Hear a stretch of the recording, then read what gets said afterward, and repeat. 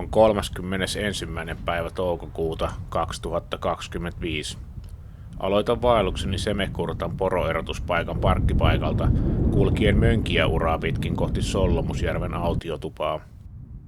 Lumet on sulaneet aika pitkälti pois, mutta isommat järvet on vielä jäässä. Koivukin vasta tekee lehteään näillä korkeuksilla ja maapeitteen väri on lähinnä ruskean eri sävyissä. Sulamisvedet ja sateet on täyttäneet purot, joet ja polut vedellä.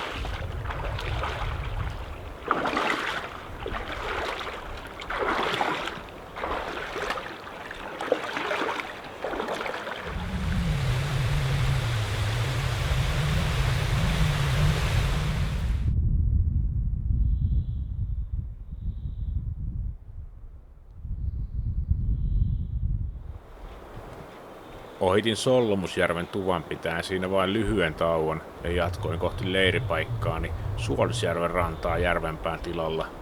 Pysähdyin matkalla ihmettelemään lähinnä vanhaa venetietä ja järvenpään tilan massiivista lehtikuusta.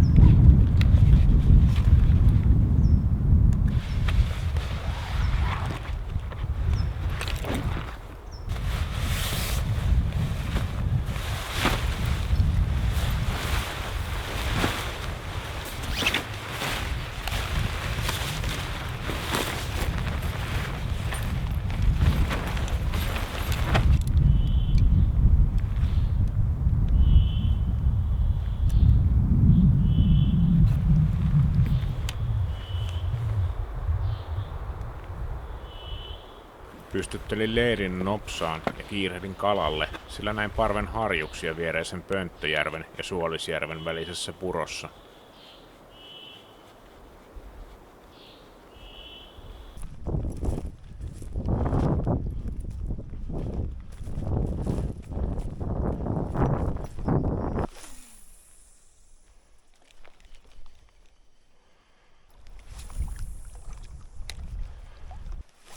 Kiertelinkin koko järven ja osan toistakin ja kaikki kalat ennen kuin palasin leiripaikalleni viettämään iltaa Bolognese-kastikkeen pariin katselemaan kun tuuli puhalsi pois jäitä Suolisjärvestä.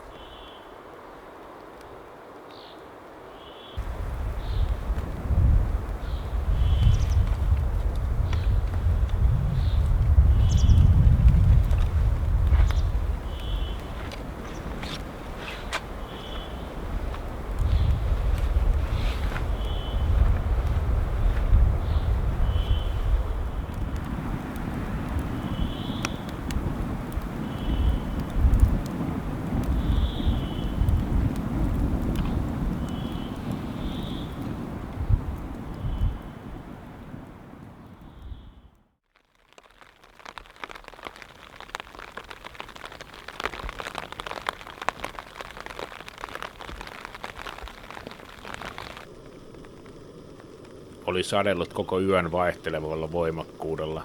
Kesäkuun 1. päivä ei ollut kovin kesäinen Vätsärin erämaan reunoilla. Lämmintä oli ehkä 4 astetta ja sade jatkuisi koko aamupäivän. Vietin hitaan aamun teltassa ennen kuin pakkasin tavarani ja lähdin suuntaamaan kohti Surnujärveä. Ensin vielä kiertäisin järvenpään rauniot.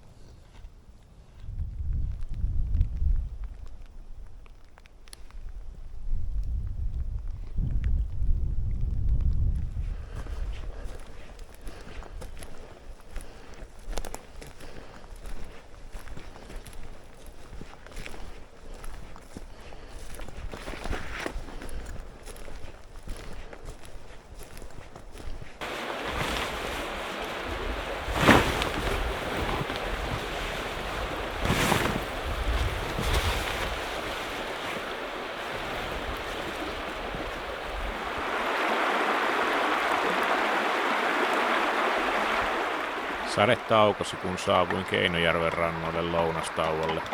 Ripustelin tavaroitani hetkeksi kuivumaan, lounastin ja hetken kalastelinkin tyhjää Keinojärvestä. Sitten suuntasin kohti leiripaikakseni valitsemaan nimetöntä järveä lähellä Surnujärven maanaluslahtea. Sulamisvedet tekivät suunnistamisesta ajoittain hieman hankalaa, sillä välillä karttaan merkityn rakkapilkun kohdalla virtasikin 10 metriä leveä joki.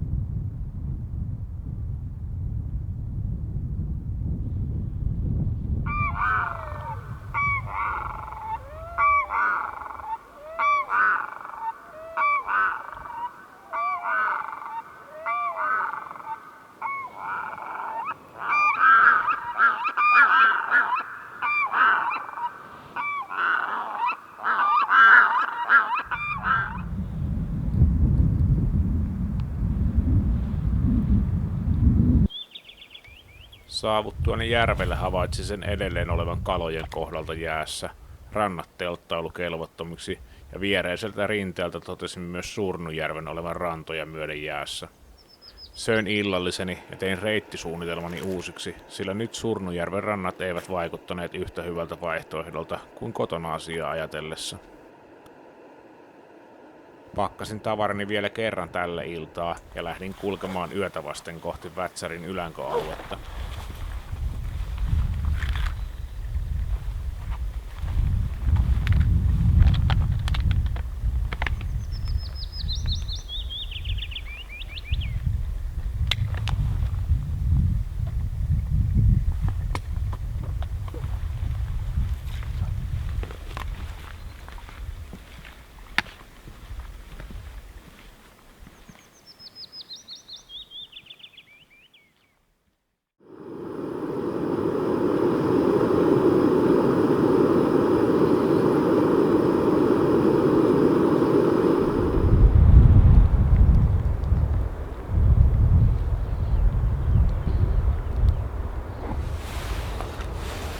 Kävelin yöllä lopulta Äälisjärven lounaisnurkille asti ennen kuin törmäsin ensimmäiseen melkein tasaiseen teltan kokoiseen alueeseen. Pistin jo yöllä merkille, että myös Äälisjärvi on edelleen koko lailla jäässä, joten päättelin, että ylänköalueella ei varmaan tarvitsisi kovin paljon voita tuhlata kalan paistamiseen. Pakkasin siis kalavehkeet suosiolla muiden tavaroiden kanssa rinkkaani ja lähdin kiertämään Äälisjärveä sen eteläpuolelta.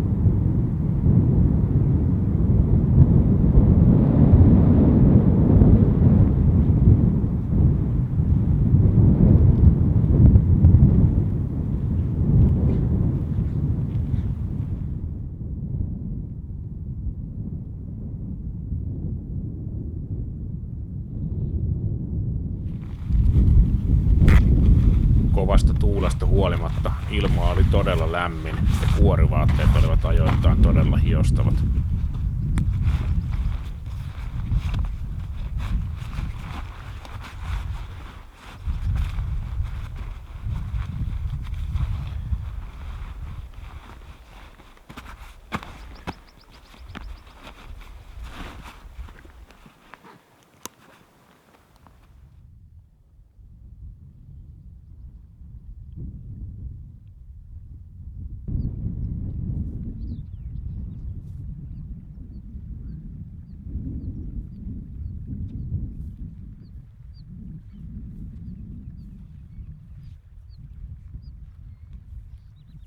Lounastaukoni aikana kuitenkin alkoi satelemaan sen verran reilummin, että kuori oli parempi pitää päällä.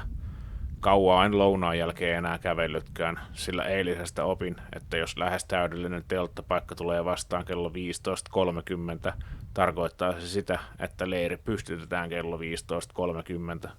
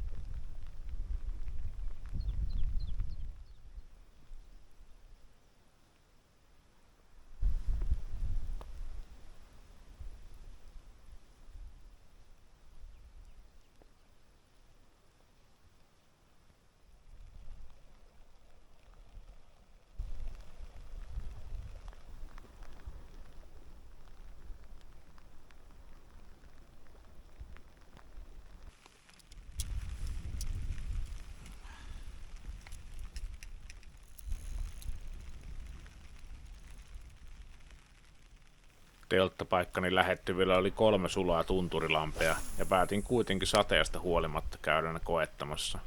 Saalis oli oletetunlainen ja loppuillan vietin teltassani tärkeiden asioiden parissa.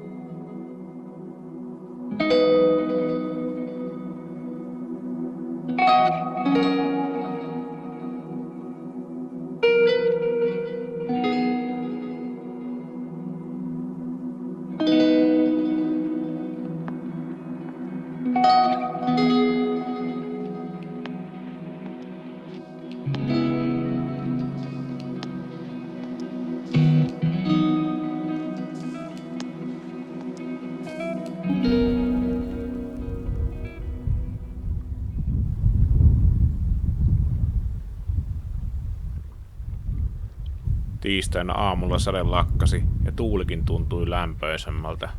Kun kerran alkuperäinen reittisuunnitelmani muuttui edeltävänä yönä, päätin muuttaa sitä tänäänkin ja jättää lämmenneen kelin vuoksi nyt rajapään tuvan kokonaan väliin ja siirtyä kohti Routasenkurun eteläpäätä. Aurinkokin pilkisteli hetkittäin pilvien välistä.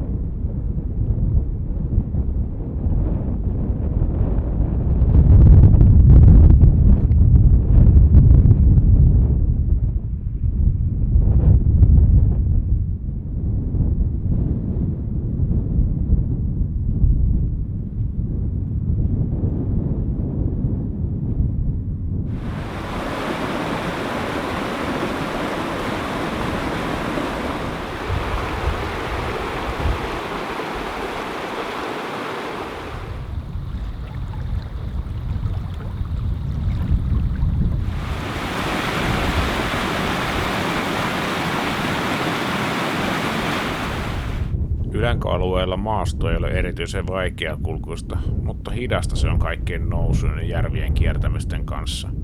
Kuljin hetken Lujapuolijärven rantaa, kunnes suuntasin Pirukaamuksi nimetyn kurun läpi kohti Routasen kurua. Pirun kenkään alkoi paistaa aurinko ja kuru tarjosi melkoiset puitteet lounastauolle.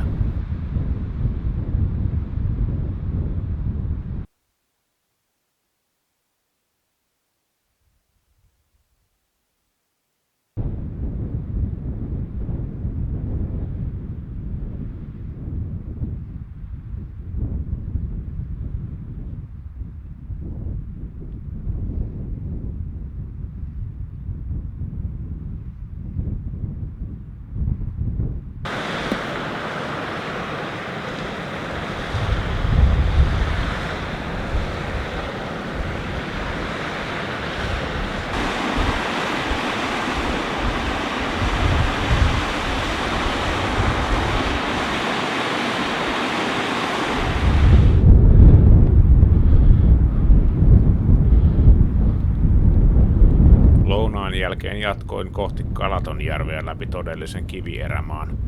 Tämä on kai sitä maisemaa, mikä yleensä Vätsäriksi mielletään.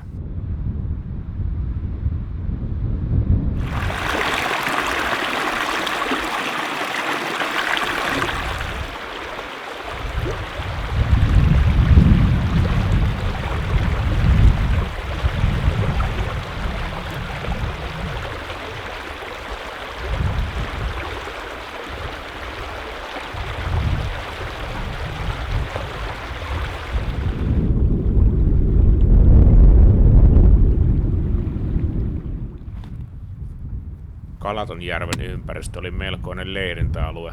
Hyvää telttapaikkaa ei tarvinnut kauaa etsiä, sillä koko alue oli hyvin tasainen.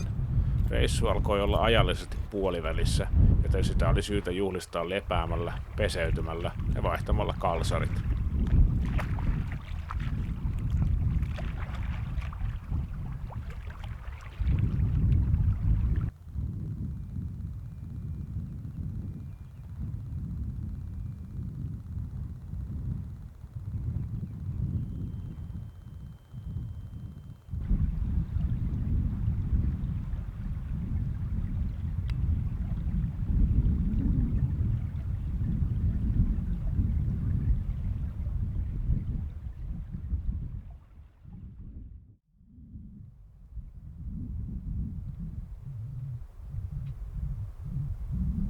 Kesä tuli Vätsäriin keskiviikkona. Aurinko paistoi lähes pilvettömältä taivaalta ja lämpötila oli lähellä 20 astetta. Jäisistä järvistä ja sateesta ei ollut kuin muisto jäljellä, kun lähdin kohti Routasen kurua.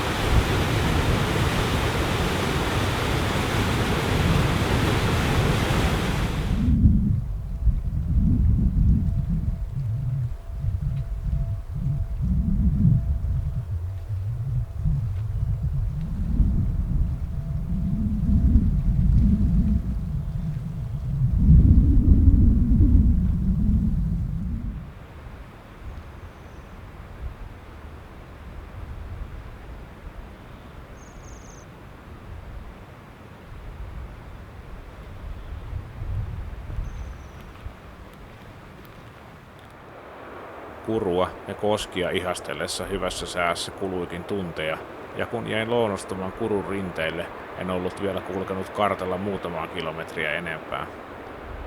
Eipä tosin kiirekkään ollut, ja vietin Kurun rinteillä vielä hyvin pitkän lounastauon.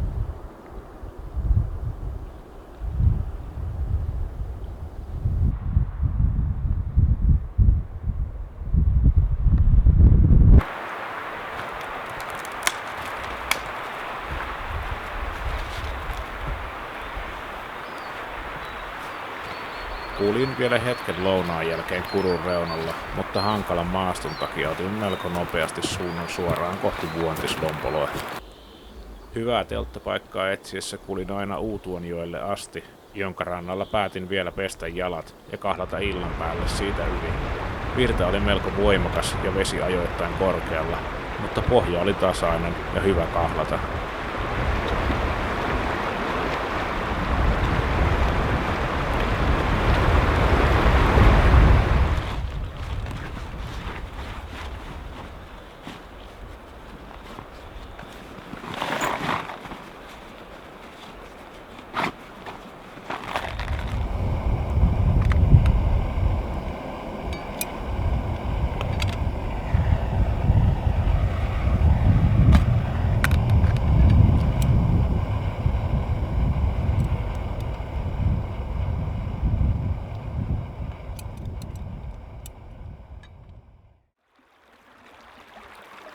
Kuudennen päivän aamuna olin varautunut uuteen jalkakylpyyn, kun reittini veisi kohti Jankkilaa ja Pakanajoen yli. Jankkilasta pitäisi kartan mukaan lähteä polku kohti järvenpäätä, ja tarkoituksena olikin seurata sitä aina Tuulijärven rannalle saakka. Pakanajoki osoittautuikin melko matalaksi puroksi, josta kävelisin monesta kohtaa saappaat jalassa yli.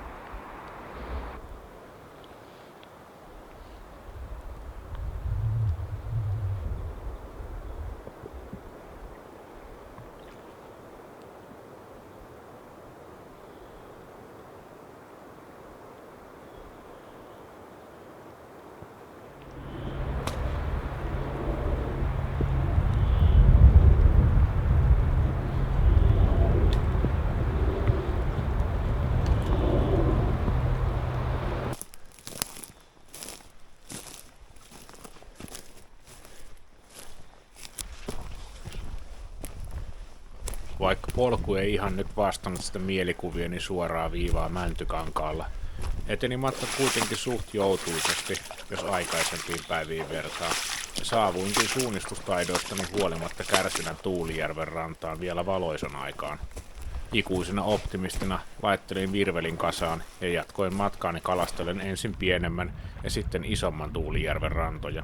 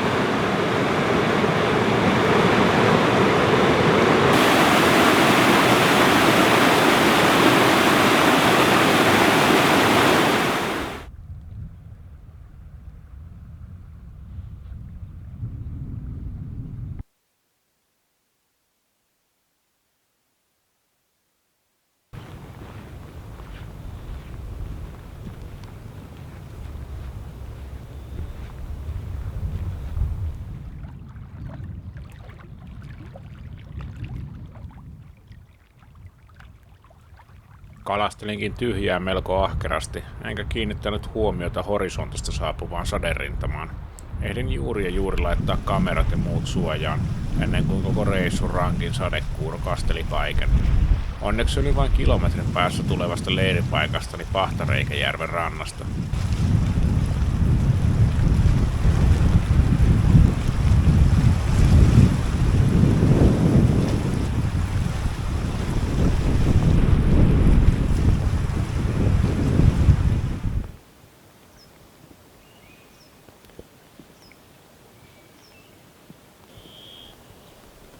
Sade taukosi muutaman tunnin jälkeen, ja illasta muodostuikin melko kaunis ja tyyni. Isohko haukikin yritti syödä uistimeni, mutta päätin, että olemme molemmat onnellisempia, kun uistimeni ei vaihtaisi omistajaa.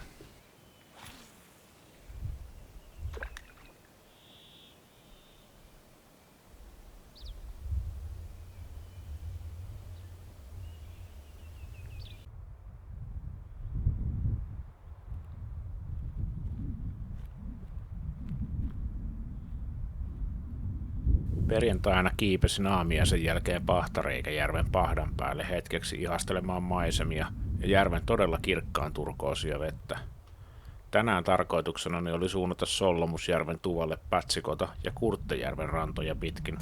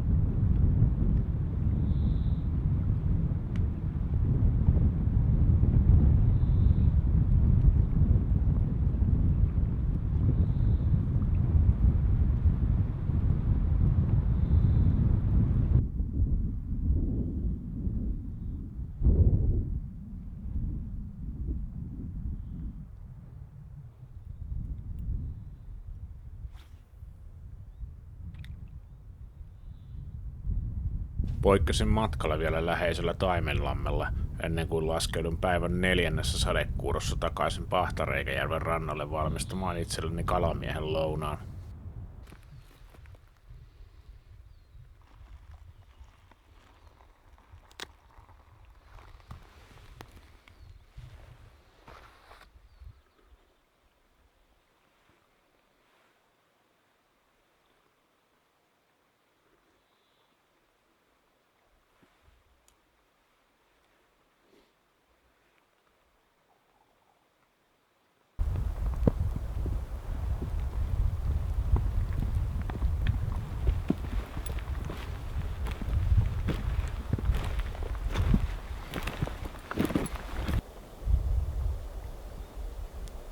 Pätsikota järvellä taivas jälleen aukeni, ehkä 6. kerran sille päivää.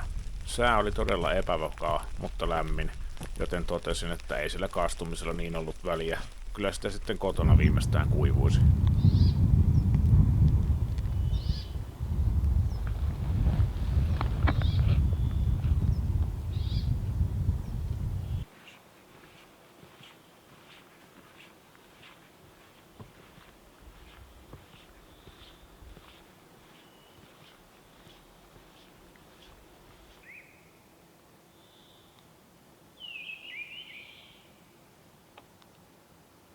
Tuvalle saavuttuani sateet lakkasi, aurinko alkoi paistaa ja oli muutenkin kesäinen olo.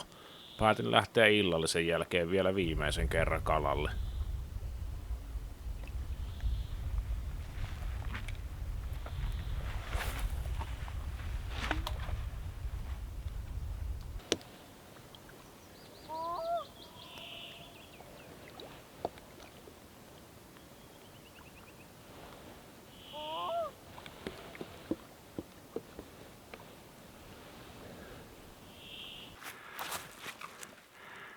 On sitä odotettukin.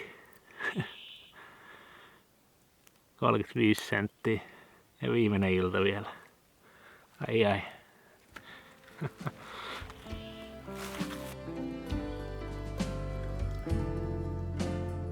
Paistelin harjukseni ja istuin tulilla vielä pitkään, käydä välillä ihastelemassa keskiyön aurinkoa läheisen harjun päällä. Aamulla pakkaisin leirini viimeisen kerran tälle reissua ja suuntaisin takaisin autolle. Vätsäristä jää paljon hyviä muistoja, kuten Routasenkurun kosket, Ylängön maisemat ja upeat vanhat männöt. Tämä paikka pitää nähdä vielä toiste, ehkä jonain toisena vuoden aikana.